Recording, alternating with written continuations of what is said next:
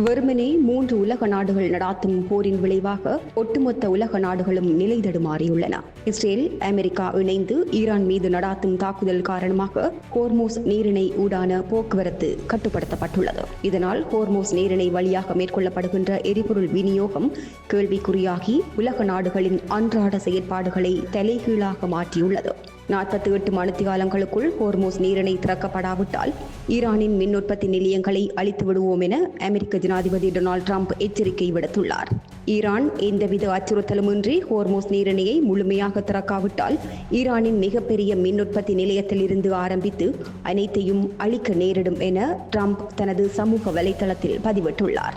அமெரிக்க ஜனாதிபதி விடுத்துள்ள இந்த எச்சரிக்கையை சாதாரணமாக கடந்து போய்விட முடியாது. போர் சூழல் முடிவுக்கு வருவதற்கான வாய்ப்புகள் உள்ள போதிலும் ஈரானின் கோபத்தை தூண்டி விடுவதற்கான ஒரு வாய்ப்பாகவும் இந்த எச்சரிக்கை காணப்படுகின்றது. மத்திய கிழக்கில் ஈரான் முன்னெடுத்து வரும் இராணுவ நடவடிக்கைகள் மற்றும் ஹோர்மோஸ் நீரிணையின் நடைமுறை ரீதியான முடக்கம் ஆகியவற்றுக்கு 22 நாடுகள் தமது கண்டனத்தை வெளிப்படுத்தியுள்ளன. ஹோர்மோஸ் நீரிணை முடக்கப்பட்டதால் உலக சந்தையில் கச்சா எண்ணெயின் விலை $100 கடந்துள்ளது.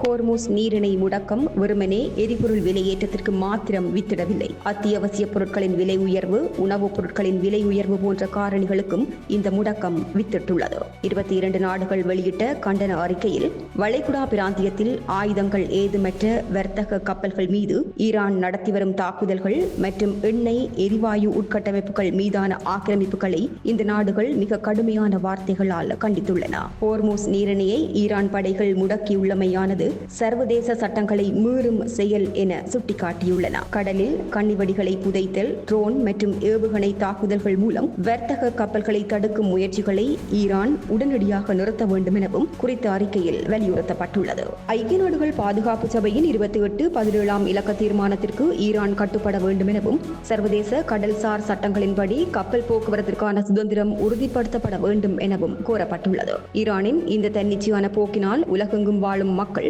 குறிப்பாக பொருளாதார ரீதியாக பாதிக்கப்பட்ட மற்றும் நலிவடைந்த நாடுகளின் மக்கள் அதிக இன்னல்களுக்கு உள்ளாவார்கள் எனவும் இந்த கூட்டறிக்கை எச்சரித்துள்ளது. ஈரானின் மின் உற்பத்தி நிலையங்கள் மீது தாக்குதல் நடத்தப்பட்டால் அதற்கு பதிலாக வளைகுடா பிராந்தியத்தில் உள்ள அமெரிக்காவுடன் தொடர்புடைய அனைத்து எரிசக்தி உட்கட்டமைப்புகளையும் ஈரான் இலக்கு வைக்கும் என அறிவித்துள்ளது. ஹோர்மோஸ் நீரிணையை 48 மணித்தியாலங்களுக்குள் திறக்காவிட்டால் ஈரானின் அனைத்து மின் உற்பத்தி நிலையங்களும் அளிக்கப்படும் என அமெரிக்க ஜனாதிபதி டொனால்ட் ட்ரம்ப் விடுத்த எச்சரிக்கைக்கு ஈரான் இவ்வாறாக பதிலடி கொடுத்துள்ளது. அமெரிக்க ஜனாதிபதியின் எச்சரிக்கையை தொடர்ந்து ஈரானின் இந்த அறிவிப்பு மத்திய கிழக்கு பிராந்தியத்தில் போர் பதற்றத்தை மேலும் அதிகரித்துள்ளது என்றே கூறலாம்.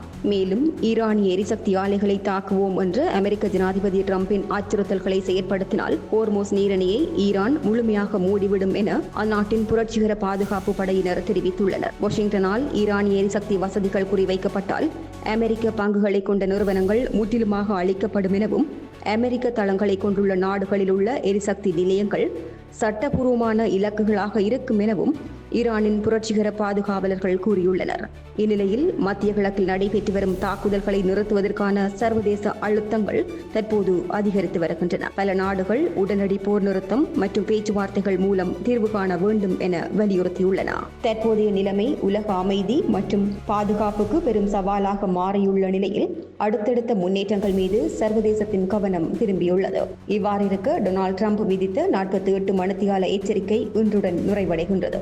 ட்ரம்பின் எச்சரிக்கைக்கு ஈரானின் தீர்க்கமான முடிவு என்ன என்றும் சரியான பதில் ஏதும் கிடைக்காத போது ட்ரம்பின் அடுத்த கட்ட நகர்வு என்ன எனவும் உலக நாடுகள் கவனம் செலுத்தி வருகின்றன.